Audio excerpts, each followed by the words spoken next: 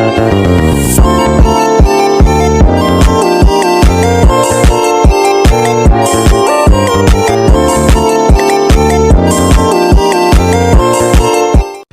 Alright, Assalamualaikum warahmatullahi wabarakatuh.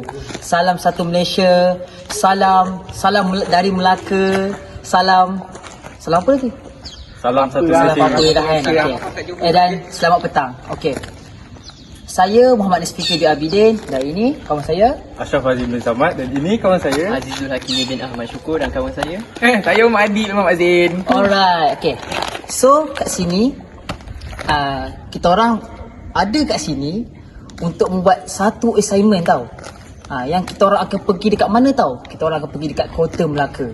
Dan dekat situ kita orang akan buat satu sesi temu bual dengan orang-orang luar daripada tak kisah daripada mana pun, daripada Sarawak ke, daripada Johor ke, tak kisah siapa-siapa.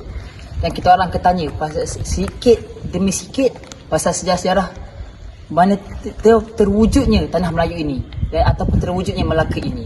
So, macam kalau korang nak tahu lebih lanjut, tengoklah, tengok. Jangan lupa tengok, jangan lupa tengok sampai habis. Okey? So, Assalamualaikum.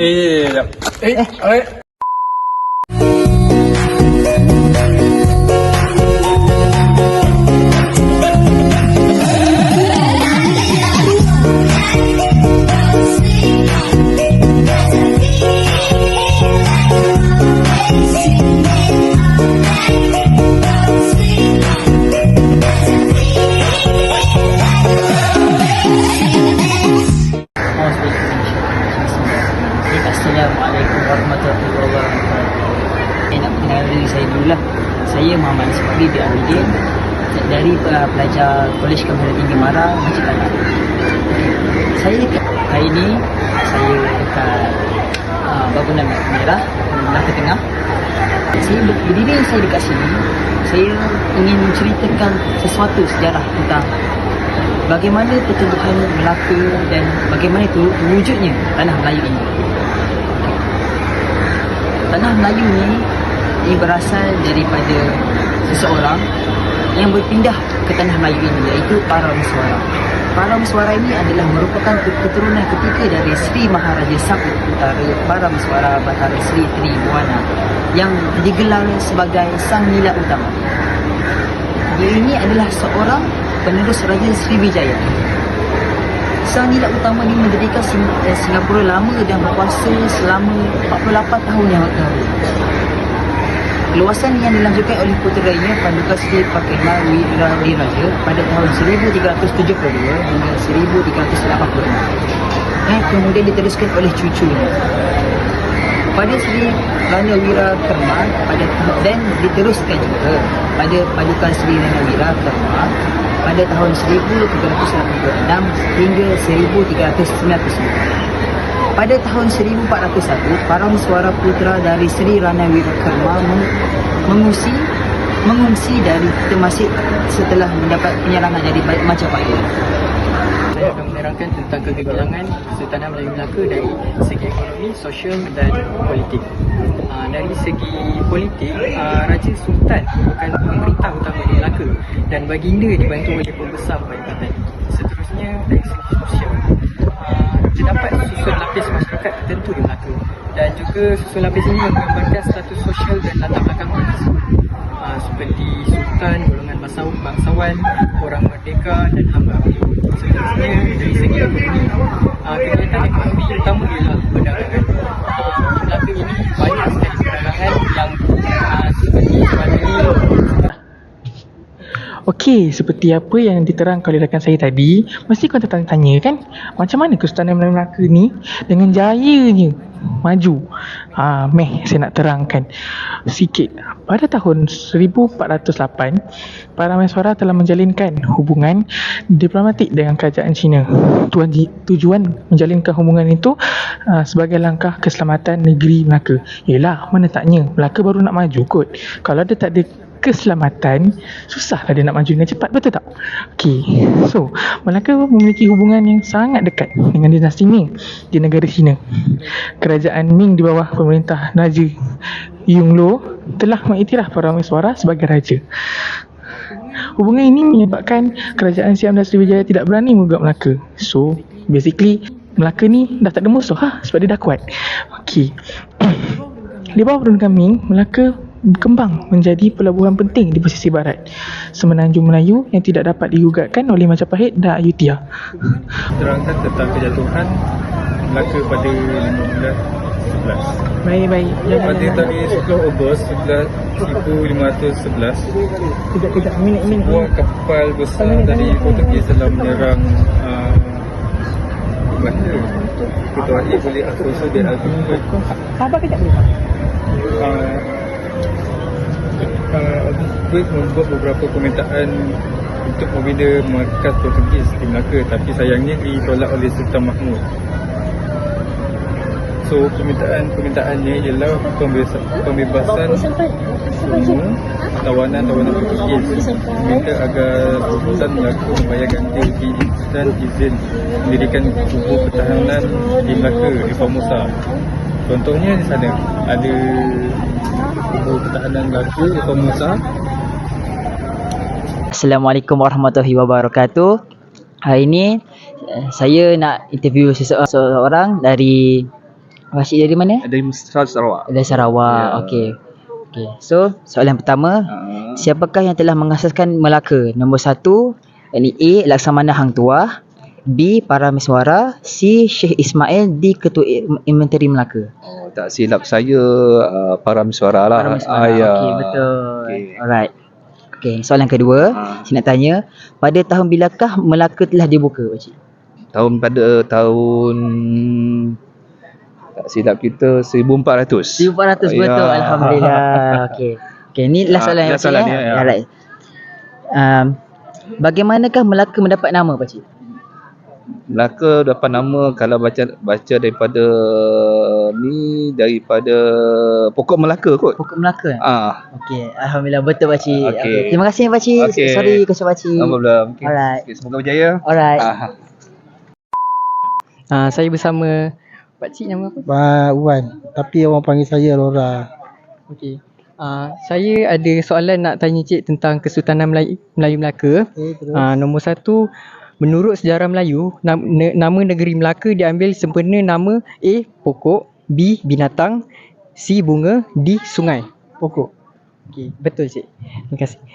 Nombor 2, binatang apakah yang menendangi perburuan Parameswara hingga terjatuh ke dalam sungai? A. Harimau, B. Serigala, C. Pelanduk, D. Kambing. Pelanduk. Okey, betul Cik. Dan nombor 3, semasa Parameswara melarikan diri ke Temasek, negeri tersebut berada di bawah taklukan A. Siam, B. British, C. Palembang, D. Tanah Melayu. Siam. Okey, betul Cik. Terima kasih. Saya sama. Bilakah tahun kejatuhan Kesultanan Melayu Melaka? A. 1911, 1511, B. 1401, C. 1509 dan D. 1510. Jawapan dia betul. Okey. Soalan kedua, siapakah pengasas kerajaan Kesultanan Melayu Melaka? A. Parameswara, B. Sultan Mahmud Shah, C. Sultan Mansur Shah dan D. Sultan Iskandar Al-Haj. Pengasas Parameswara. Betul. Okey, soalan terakhir negara manakah Kesultanan Melayu Melaka adakan hubungan diplomatik? A. China, B. Portugis, C. Belanda dengan D. Siam. Siam. Salah, jawapan dia A. China. Okey, terima kasih. Assalamualaikum dan selamat datang. Nama pakcik apa? Nama pakcik Abdul Razak. Pakcik asal mana? Saya daripada Johor Bahru. Johor Bahru. Saya nak tanya 3 soalan lah. Okay, soalan pertama, binatang apakah yang menendang anjing pemburuan Parameswara hingga terjatuh ke dalam sungai? A. Harimau, B. Serigala, C. Pelanduk, D. Kambing. Dia pelanduk. Pelanduk, C. Okey, betul. Okey, soalan kedua, Parameswara berasal dari Palembang. Palembang. Okey, betul kan? Pandai sekolah SPM dapat A. Cakap A. Dah dululah cakap A. Okey, sini soalan lah. Pandai dulu. Sistem pentadbiran Melaka adalah berasaskan A. Sistem demokrasi, B. Sistem pembesar empat segi, C. Sistem pembesar empat mata angin, dan D. Sistem pembesar empat lipatan.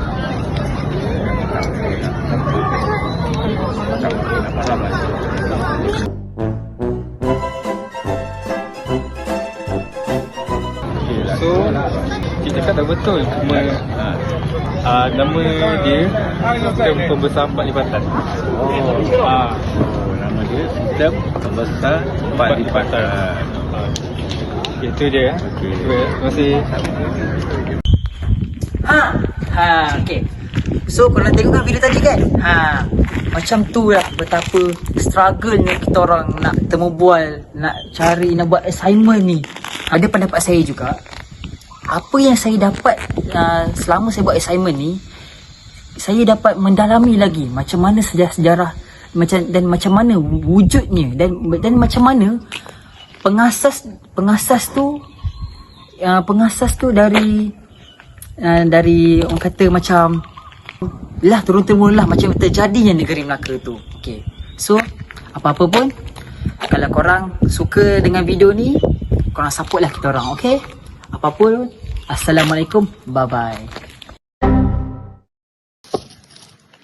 Kesudahannya, betapa hebatnya Melaka ni, dari terbentuknya dari nama pokok dan seterusnya berkembang dan juga membina satu empire yang besar, iaitu Kesultanan Melayu Melaka, dan juga ini tergantungnya daripada sosial, ekonomi dan politik.